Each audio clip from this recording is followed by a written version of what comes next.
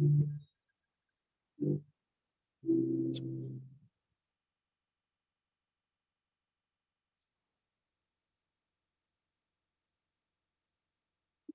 afternoon. Welcome, everybody. February 1st, hard to believe, isn't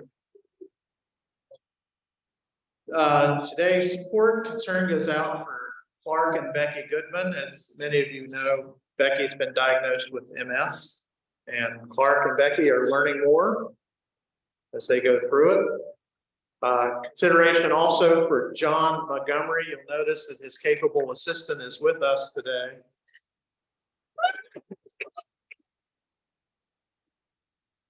All the way from the bed table. Yeah.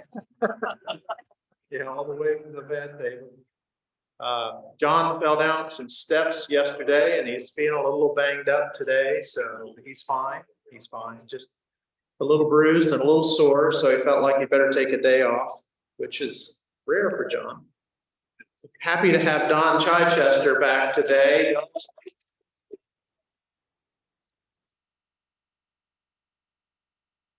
Two cards going out today. Hold them up. One for Daphne Stanley, a member of our Action Club who has suffered a scald or a burn, and hope she's recovering. Our prayers and thoughts are with her.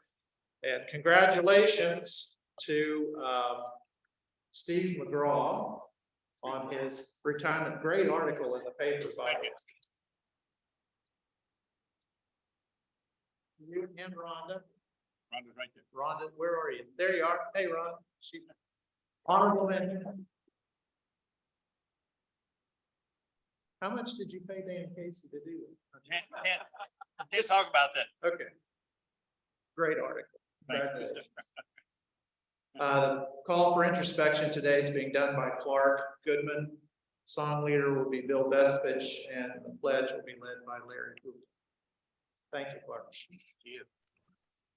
Okay, guys, I got something a little different for you all today. I've looked up some quotes from famous people, and I thought I would share them with you. And then what I would ask is you guys, I'm going to read the quote, and you guys tell me who said it, okay? So here's the first quote. There's two sorts of fear, one you embrace and one you should listen to and turn the other way. Who do you guys think said that? That's actually Matthew McConaughey who said that. Next quote. The future doesn't belong to the faint-hearted, it belongs to the brave. That was Ronald Reagan. Absolutely right. Ronald Reagan said that. Ronald Reagan. All right, here's one more for you. Life is one big road with lots of signs. So when you're riding through the ruts, don't complicate your mind. Flee from hate, mischief, and jealousy. Don't bury your thoughts. Put your vision to reality. Wake up and live. That sounds like Jason. That was actually Bob Marley said that. All right, here's the next quote. You all love this. I grew up cursing a lot. Steve McGraw. Well, next best thing, our comedian Adam Sandler. So, all right, here's one that I really liked. I can't relate to lazy people. We don't speak the same language. I don't understand you. I don't want to understand you. Any idea who said that? Kobe Bryant said that. No pessimist ever discovered the secret of the stars or sailed to an uncharted land or opened new doorway for human spirit. Anybody have an idea who said that? No, but it was actually Helen Keller said that. Sometimes a loss is the best thing that can happen. It teaches you what you should have done next time. Any quotes on that?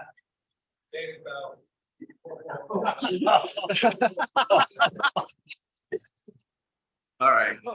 That was actually Snoop Dogg who said that. All right, and this is my last quote.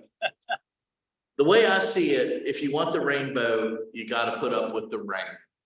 That's right. That was Dolly Parton. Absolutely. Bless this establishment and the Kiwanians as they prepare and serve our food. Thank you for the opportunity to have our meal brought to us and the ability to relax and enjoy this time with one another. We understand our privilege to be here, and we pray to be a blessing to those we encounter in this place. Thank you so much. Thank you. Good job.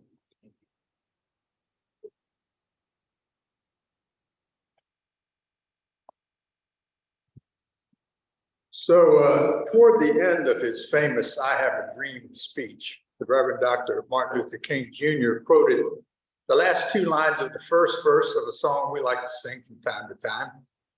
It's really called America, but most people know it as "My Country, 'Tis of Thee." So in celebration of Black History Month and in honor of our speaker today, let freedom ring.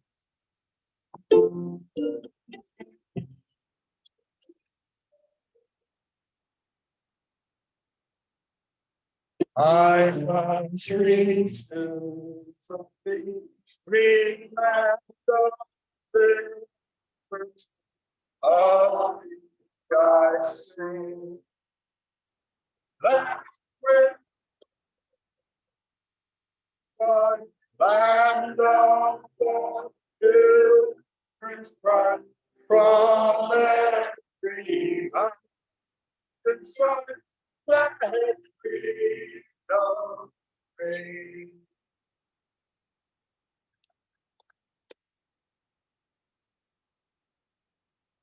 Please join me in the Pledge of Allegiance.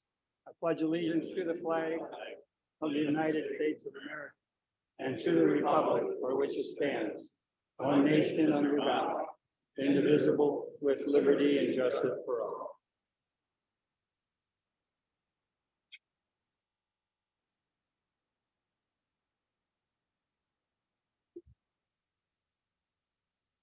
Pegram Johnson will be introducing our guest today. No, Rhonda is introducing our guest today.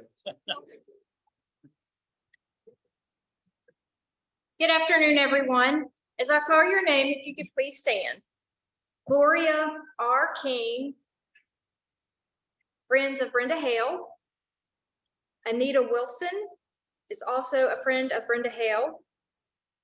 Bert Boyd, whose host is Rupert Cutler and Bill Bespich. Sharon Custer Bogus, who is friends of Brenda Hale. Amy Hodge is a friend of Brenda Hale, and her host is Milton Hardy. And Karen McNally from the Presbyterian Center. She's here to get a grant. Welcome, everyone. Enjoy.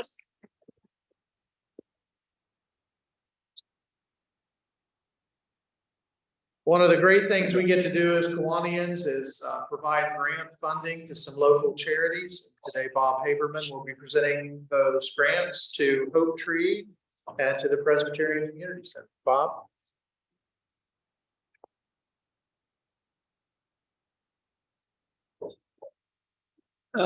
Thank you. First one is to the PCC, and Karen McNally, would you come forward, please? And if you swing around here, please. Would you tell us a little bit about your organization and a little bit about what you plan to do with the grant? Hello, everyone. The Presbyterian Community Center has been serving Southeast Roanoke since 1967. And we do that through two programs, our emergency services program, which provides a food pantry and financial aid to keep people from becoming homeless. Our other program is Pathways for Youth, which we began in 1997, serving at-risk children in Southeast Roanoke in grades 1 through 12.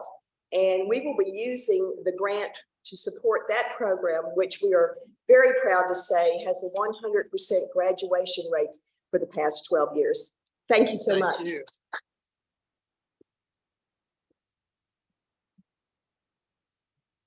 Ready, 1, 2, 3. Thank you both. Thank you. Our second one was Hope Tree. As Donna White's arrived, she was coming and she said she might be late. So I don't think she's coming, but we will send her the check. Thank you.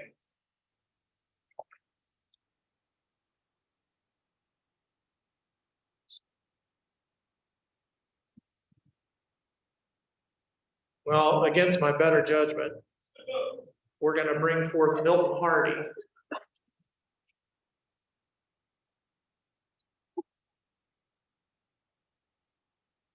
You have a membership moment. Yes. I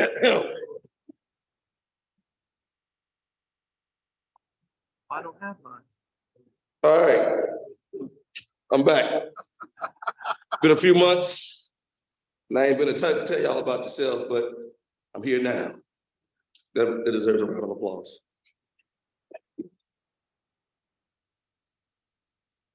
All right, so today I have a few minutes, not a whole lot, but a few minutes to talk about, well, first of all, we are honoring all of my brothers and sisters. We are saying Happy Black History Month, and we're excited to talk about our history. But today I have on the shade, you know what time it is. It's time to talk about membership, the type of people we like to see in this club. And anytime you let people in like J.C. Taylor, you know, you got some standards. I'm gonna talk about one person today, and I think this one person could have been a great part of this club. After moving to Charlestown, Massachusetts in 1852, she worked as a nurse for 8 years. At that time, the lack of official schools of nursing meant she required no formal training for the job. But she certainly wasn't afraid of some hard work. She was admitted into the New England Female Medical College in 1860 and graduated 4 years later with her MD. At the end of the Civil War in 1865, she moved to Richmond, Virginia to provide medical care for the freed slaves who would otherwise have no one else to turn to. She dedicated herself to the understanding of diseases that particularly afflicted women and children. And when she eventually returned to Massachusetts, she opened her own clinic in Boston. She saw poverty-stricken patients and treated them regardless of their ability to pay her. And who are we talking about today? She was the first Black woman to become a doctor of medicine in the United States. And her name is Rebecca Lee Crumpler. Wouldn't she have been a great Kiwanian? Bring somebody next week.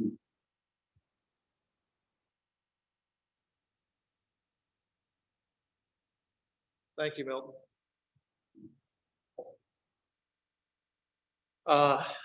Announcements today. I got a couple.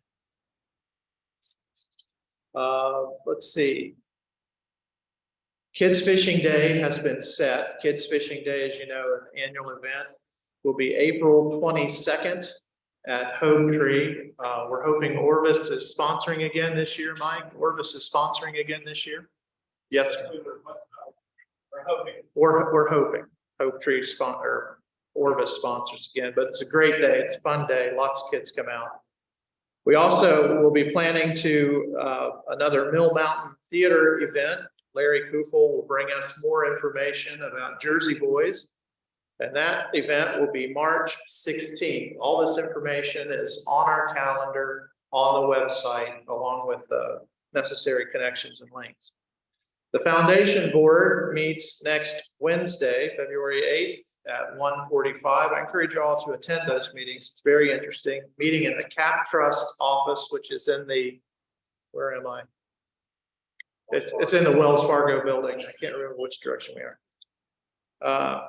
We've been talking for some time about a membership survey to kind of do some self-evaluation and self-reflection about where we are and where we're going and that sort of thing. And that survey will be going out to each of you today. So be sure and pay attention to your email.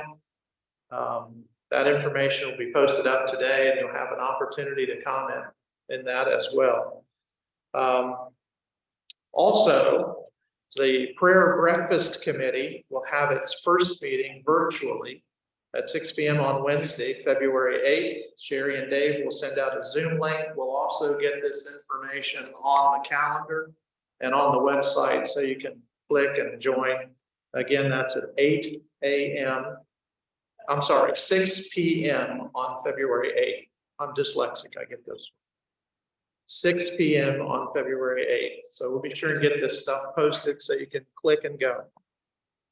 We do have time today for brag bucks. Steve had one. And if there are any others, please come forward.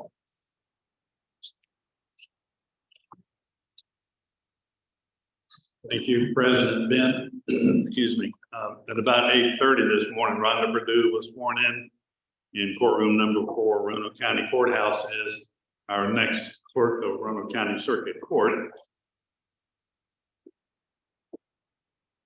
I've known Rhonda for 26 years, and she's been pretty much in control of the office for the past 7 years while I've been traveling around the world. And particularly appreciate that. This is one of the best trained clerks you will ever know. Please join with me in congratulating Rhonda on her appointment.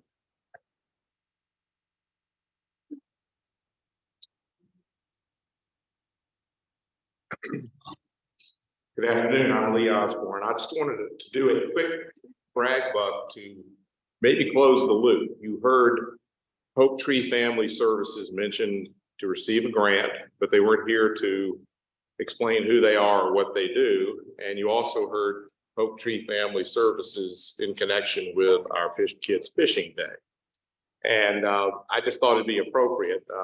The Hope Tree Family Services is the current name of what used to be the Virginia Baptist Children's Home in Salem.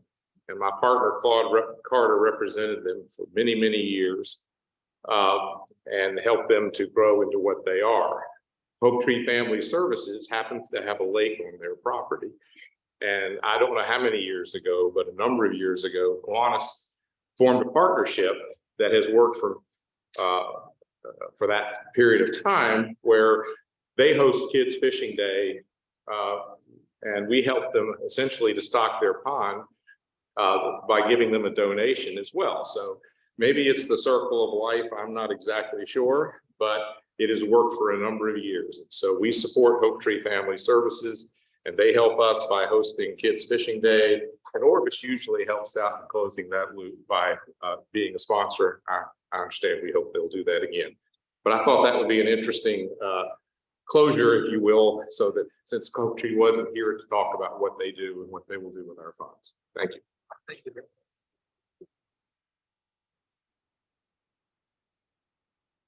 I'm Vern Danielson, and first I have two quick brags.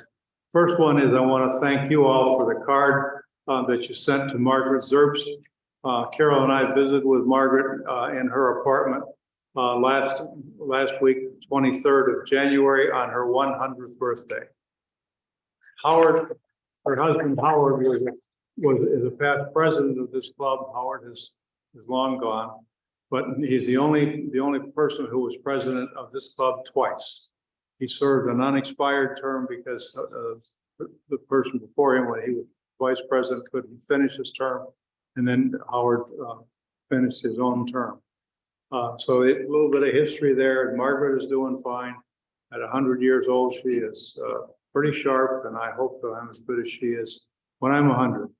The other thing, and this is going to be real short, but I've got to brag on my Purdue Boilermakers. Ranked #1 in the country, has been ranked #1 for most of the year, except for a few weeks after Rutgers handed us a defeat. First team in the country to reach 20 wins, and we're now at 21. Tonight we play Penn State and hope to keep it going.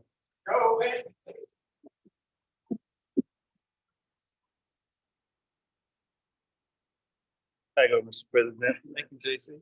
I was not going to say anything, but I couldn't resist coming up today. My friend, Mr. Steve McGraw, on his retirement, I'm happy for you, Steve. But you all might not know that about 42 years ago, Steve and I worked together in the same real estate office. He had an office. I was out in the bullpen. Never figured out why this guy had an office and I didn't have an office. I can tell you later, but I don't want to embarrass you. Besides the point, he couldn't compete in real estate, so he had to get in politics. I smoked him out and took his office. And the guy got in politics. Next thing you know, he become the Kirk Court for Roanoke County.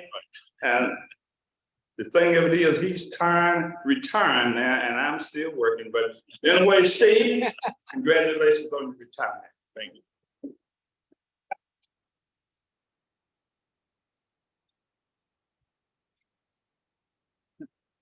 It's all right, JC. I'm older than you and I'm still working too.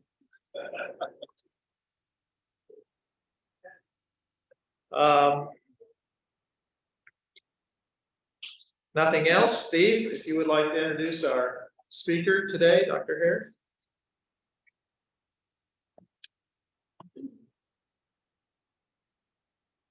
Thank you, President Ben. While Dr. Brenda Hale makes her way to the front here, I will tell you a little bit about her, but I did explain to her after going through her 2-page single-spaced resume that if I related all of that to you, we would not have time for her to speak.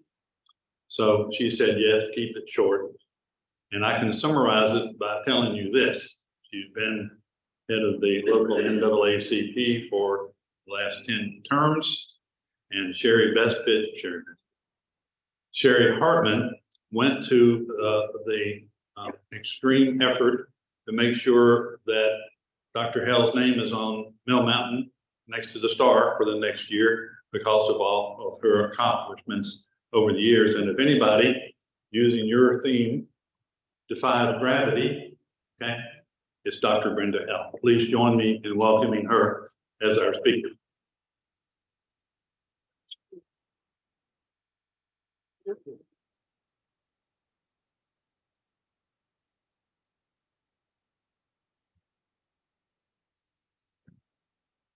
Good afternoon, everyone.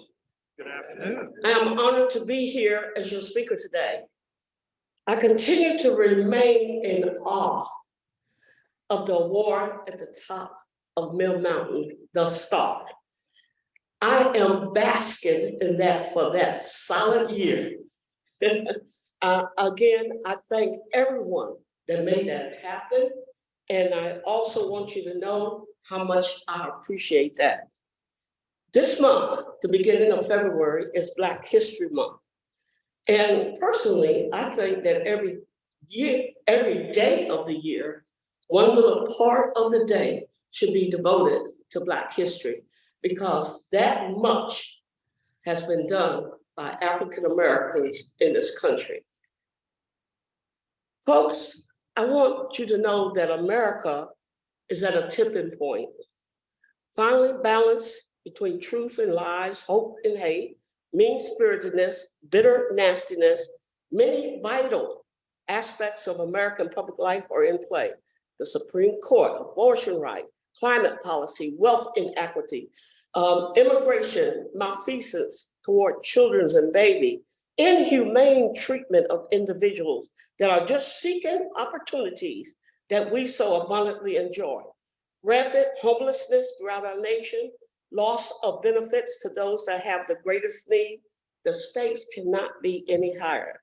If I may, there is a bird with the name Sankofa. And I'd like to start today off talking to you about the Sankofa bird. This was gifted to me on my birthday, December the 22nd, by Reverend Dr. Amy Christine Hodge. I have my own now. So when I do speeches, I can bring my Sankofa bird. This was made in Ghana, Africa. And the Sankofa bird, if you notice that the feet are pointing forward and his head is back and he has a little seed. Well, that means that the reason his feet are forward and is carrying a precious egg in his mouth, there's a further translation that says it is not wrong to go back for which you have forgotten. It symbolizes taking from the past what is good and bringing it into the present in order to make positive progress through the benevolent use of knowledge. The Sankofa bird has been adopted as an important symbol in African America and the African diaspora. Text to represent the need to reflect on the past in order to build a successful future. Well, let's take a moment to look back and try to understand about August 1619 and why the many celebrations 403 years later that we have witnessed. Imagine being kidnapped from your native villages in what is presently known today as Angola, forced onto a Portuguese slave ship bound for what Europeans called the New World, and stolen from that ship by English pirates in a confrontation off the coast of Mexico. And finally, some 20 and odd Negroes landed at Point Comfort. And that is in 1619. Well, that area now is known as Hampton, Virginia. Their arrival was duly noted by the colony secretary, John Rolfe, famous as the widower of Native American woman named Pocahontas. Can you imagine that harrowing experience and journey that began with about 350 Africans on board the San Juan Bautista? It had to be one of terror, hunger, death, even before the encounter with the pirates. About half of the Africans who boarded the Portuguese ship died. History tells us that millions perished from 1600s to the 1800s.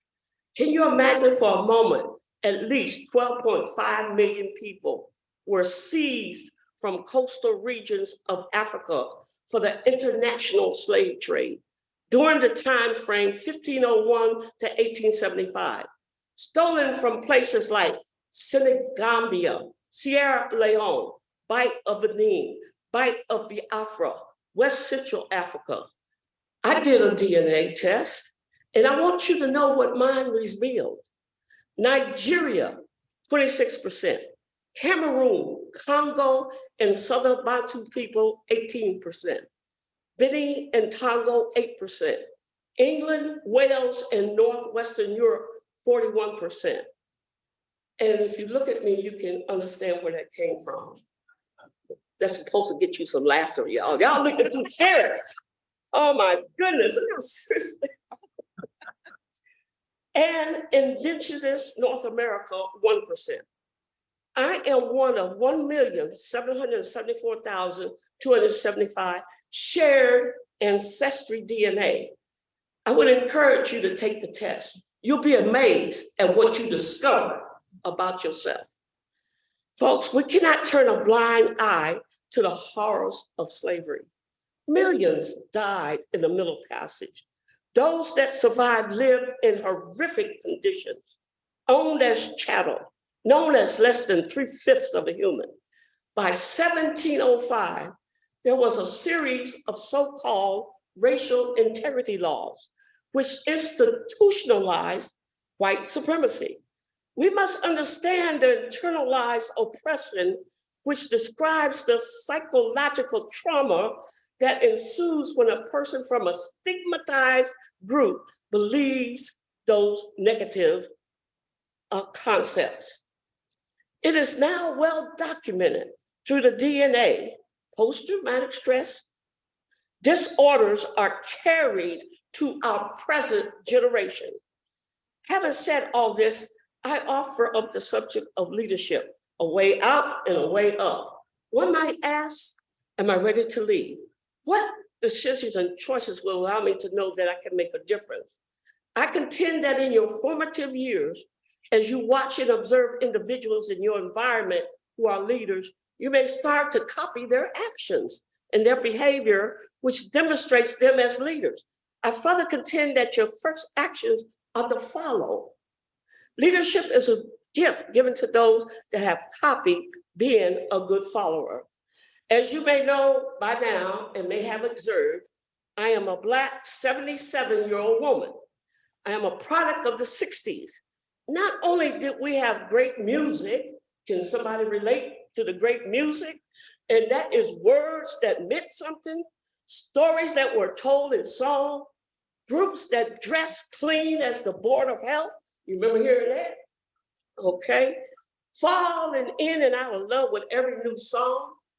Being a SYT. And I know that you don't understand what that is, but I'm going to tell you that once upon a time, I was a SYT, and that means sweet young thing.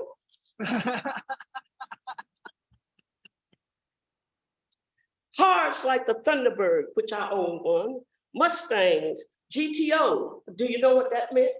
Guys? Yeah. Girls, take it over. Dances like the stroll, the slop. I do have a degree in slopologist. But being in the midst of the civil rights era, I developed a liking to the icons that emerged as great leaders. To name a few, Andrew Young. I know you've heard that name, out of Atlanta, Georgia. Jesse Jackson, Harry Belafonte. Remember, I bought him here in the year 2002. Dick Gregory, Medgar Evers, Julian Bond, and of course, my hero, Reverend Dr. Martin Luther King Jr. When I think about my hero, the Reverend Dr. Martin Luther King Jr., I imagine back to when he was born, which happened to be on a Tuesday, January the 15th, 1929. How do I know that? It was a Tuesday. I Googled it. I'm the queen of Google. Listen up. His birth name was Michael King Jr. How many knew that? All right, I'm glad to see that. Yes, indeed. All right. His father was the Reverend Michael King Sr., and his mother was Alberta Williams King. Please allow me to give you the 411. The Reverend Michael King Sr. joined a group of Baptist ministers on a tour of the Holy Land, which stops in Europe. The trip culminated in a week-long Baptist World Alliance conference in Berlin, during which time he visited many of the religious sites in the same land where Martin Luther had defied the Catholic Church. Centuries earlier, Martin Luther was a priest and theologian in the 16th century. Martin Luther is well remembered for the 95 theses, which was set the ball rolling for reform. When the Reverend Michael King Sr. returned home, he was awe-inspired by what he had learned and decided to change both his name and his son's name to Martin Luther in honor of the great German reformer. I can imagine and marvel at Dr. King's profound words. He did state that by volunteering, it marks a perfect opportunity for citizens to serve others. Everyone has that moment to serve. There are no prerequisites, and it matters not about your age or socioeconomic conditions or vocations. By this collective charity, it strengthens our community. It bridges barriers and further creates solutions to social problems and can move us closer to the vision of what a beloved community could look like. Dr. King believed in a nation of freedom and justice for all, and he encouraged all citizens to live up to the purpose and potential of America by applying the principles of nonviolence. As a young girl, I was blessed to have the opportunity to meet Dr. King when he traveled to Bridgeport, Connecticut in March 1961. He delivered the Frank Jacoby lecture speech at the Klein Memorial Auditorium. More than 2,700 local residents listened to his enthralling words. A family friend, the Reverend Dr. Richard Body, took me and his son to the back of the auditorium, and we were introduced to Dr. King. I knew what he was going to do next. when he eyed my pigtails. Because when you eyed these pigtails, you couldn't help but pull them. And he did. And he pulled them hard. Because I felt it. My second encounter occurred on January the 15th, 1962. About 1,300 people attended a rally at our Central High School auditorium. Well, you know what happened again? He was so happy to see those pigtails, and he had to do it again. And I said, please try not to pull as hard. My hero, the Reverend Dr. Martin Luther King Jr., was an extraordinary leader. From 1957 until 1968, he traveled over 6 million miles, and he spoke more than 2,500 times.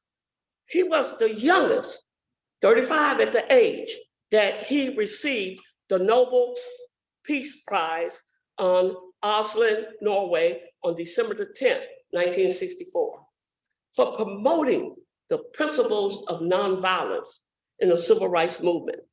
According to the 4-star retired General Colin Powell, who was also the former United States Secretary of State, he stated that successful leaders know how to define their mission, convey it to their subordinates, and ensure they have the right tools and training needed to get the job done. Dr. King did that. There is a basic element that I've been taught by my guardians, my great uncle and aunt.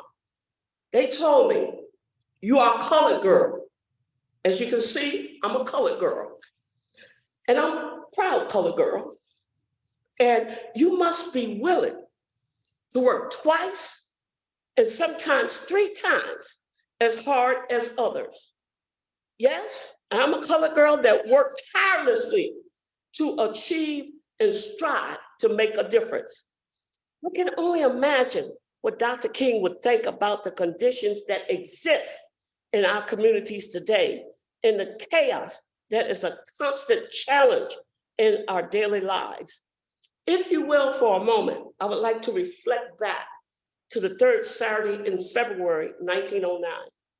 The NAACP, which stands for National Association for the Advancement of Colored People, and that means people of all colors. If you Google, you will find that we were the minority in 1909 when the NAA was birthed. The NAACP addressed the violence and epidemic of Negroes being lynched. 111 years later, we again are addressing the epidemic of modern day lynching in the form of increasing deaths of African-American children. Yes, Tamir Rice, 12 years old. 11/22/2014, women, Sandra Bland, 28 years old. 7/13/2015, men, Eric Gardner.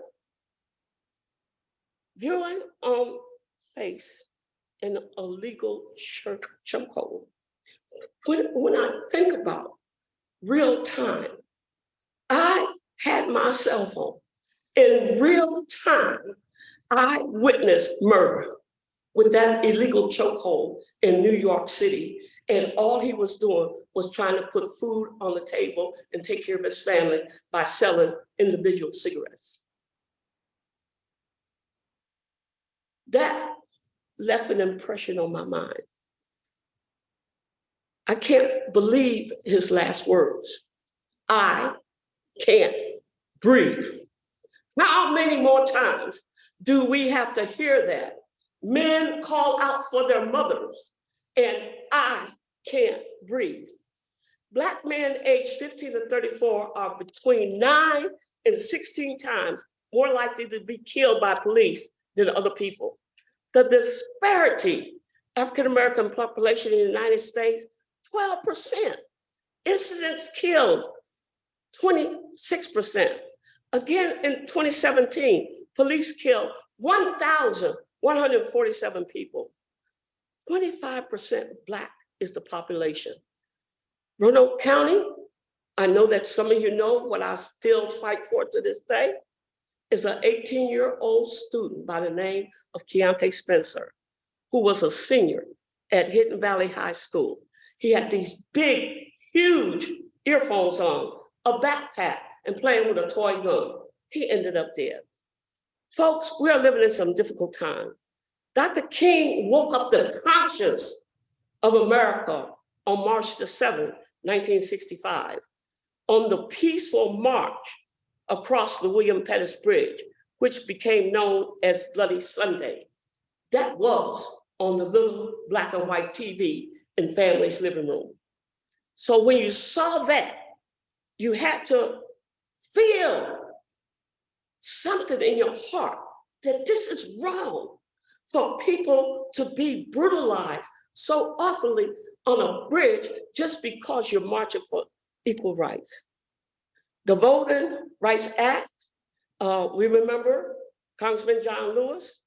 On that bridge that day, he sustained a head injury. He could have been killed. But do you think that stopped him? No. Look what he did. He later became an effective congressman in the United States. Our Roanoke branch has been on the battlefield undaunted. We have pressured back then Congressman Bob Goodlatte. Why? Because the Supreme Court decimated the Voting Rights Act in 2013. We did all we could to sway him to call a hearing so it could be heard and action could be taken on the amendment to the Voting Rights Act. Our youth council sat in his office for 6 hours with the president that came from Maryland. Gloria Randolph King, the youth leader, led them. And I'm gonna tell you when I cried, when they wouldn't arrest me as they were arresting him. I did cry. I said, that's my one chance to get arrested, because I've never been arrested before. But he would not allow me to get arrested. Well, folks, our ancestors rose up and demanded that lynchings had to stop. Yes, we witnessed the brutal murder of Emmett Till, a 15-year-old colored boy whose life was taken by whistling at a white woman. Yes, we saw Rosa Parks refuse to vacate her seat on the bus. Yes, we saw a gifted student demand to be allowed in schools where they weren't allowed. That movement led to Brown versus the Board of Education. We thank God for Dr. King and all the brave citizens that marched, were assaulted, and many doing what?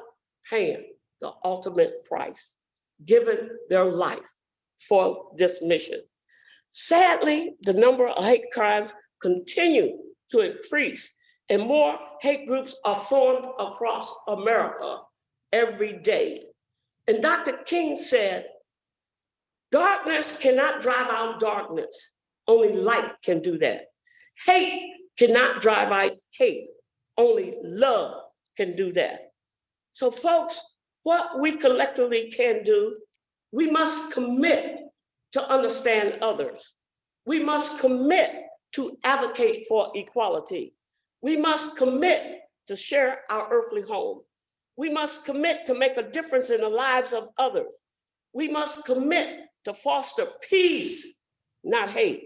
We must commit to show our youth not to hate, but to respect and love each other. To do these things, we must be willing to work together. Replace hate, replace discrimination and violence with that little word called L-O-V-E, love. Folks, just imagine with your entire mind, believe with all your heart, achieve with all your might. We together can collectively make a difference, not only in our community of the Roanoke Valley, but across this state and across the United States of America. God bless you and thank you.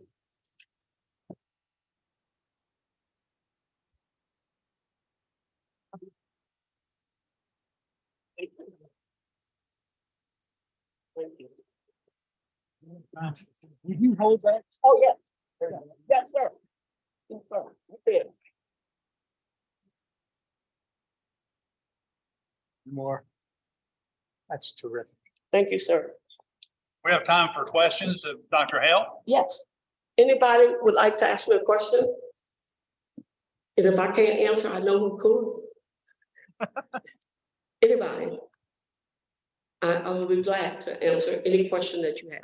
Dr. Hale, what's next on your agenda to further all these wonderful initiatives that you've taken? What's next? Yes, sir.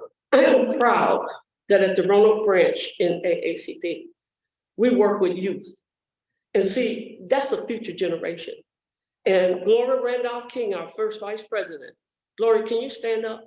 And our youth advisor, let's give her a hand.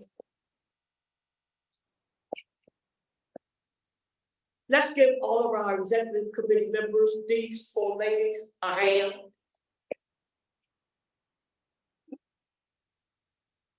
Gloria is a retired educator. And it took me a while to get her. I had to wait, because you have to sometimes wait for an answer to be provided to you. Sometimes you have to wait for the right person to put in place. And we waited, and you see what we've done with the youth in this community, going on 10 years now, a decade. We have made a difference in the young people in this community. So yes, 4:30 p.m. today, the youth will be leading a news conference, and that's gonna be about Tyree Nichols, because they need to be heard. And we support them wholeheartedly. But also, we work with the Roanoke City Police Department, and we work with the Roanoke City Sheriff's Department. So they will be in attendance also. We have some fantastic youth speakers, and we develop in them leadership. You may walk in the door shy, but that won't last long, because you can't be shy around us. There's no way. And we teach you things that they don't learn in school. So yes, what's next? Yes, sir. I'm Lee Osborne. I have mentioned before, but I don't necessarily remember. I'm a product. I was born in 1953, so I grew up in Virginia at a time when segregation was over. Yes. And as you look around this room, I'm certainly not alone. That's cool. I think that evolution requires us to be open or to survive. It requires us to be open-minded and to pay attention and to, as you said, love and respect other people. My question really is, if you could tell us at our ages, what the collective is one thing that each of us individually that you think would have the greatest impact. And I need something other than just saying love. Yes. I would appreciate if you could share your perspective. Yes, sir. Thank you. I'm glad that you asked that, because every individual. Oh, they said we have to have you repeat the question. You repeat the question. I can't hear also. Okay. One thing that we can do to make a difference. The first thing with each individual, you have to make a decision. And you make decisions every moment in every day of your life. And by making a decision, I choose to do something to better our community today. And every individual in here has a circle of influence of at least 50 people. You start in your home. You start with yourself, and most of you guys are married, and most of the ladies in here are married. You start talking and having an open dialogue about how you feel. How do you feel when you wake up in the morning, and what do you want to choose to do when you go out the door? Do you choose to walk out with malice and hate in your heart? Or are you going to walk out there with a smile and by your behavior, by your actions, if people can say anything, we know that. Words are so easy to come out of our mouth, but it's the behavior that makes the difference. And that behavior falls through on your actions. So your actions are what you individually are accountable for. Now, we have grapevines in the Roanoke Valley. Everybody's got a grapevine. So when you hear about something and make the choice, I want to show up for that. You showed up here today because you knew that you were going to hear something. And hopefully it has resonated in a very positive way. But it's each and every individual, they have to decide what you're going to do. Now, you know what success is? Success is what you choose to do each and every day of your life. So if you choose to go out and murder somebody, then guess what? You'll be successful because it's so easy to take a life. You can take a life in 60 seconds, 1 minute. But if you choose to help somebody homeless get a meal or give them $1 or do something to help them, if you choose to volunteer somewhere. There are so many opportunities to volunteer in this community, but it's up to the individual what they choose to do each and every day, because that's what's going to make you successful. And when you go back home and report to your wife, if you have a wife, sir, I'm not saying that you do or don't, but the thing is, guess what I did today, honey? Over at the dinner table, you can brag about what you did because you made a difference. So it's the difference that you can make. Yes, ma'am. I just don't want to miss the opportunity to say that any of you can become a member of the NAACP. Well, like Dr. Hale said, the original membership of the NAACP was more people not of color than of color. It's always been a joint, right? That's right. This year, the national champion state are really focusing on having more members. That's right. Membership is the lifeblood of any organization. We know that in the Kiwanis. You must have membership because that's your lifeblood. Okay, I thank y'all and thank you for your question. I hope I did a good job of answering it.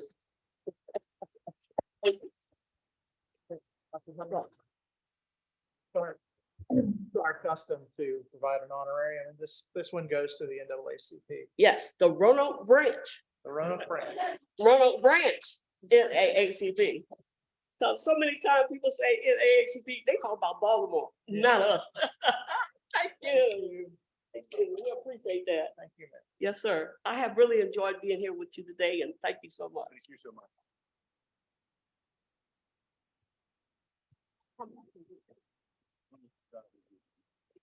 Thank you for a terrific presentation. Thank you for your passion and your caring. I said from the very beginning that Kiwanis is in the business of lifting people up, and what better example can we have than Dr. Brenda Hale? Thank you again. If there's nothing else for the good of the cause, I say we're adjourned. Thank you.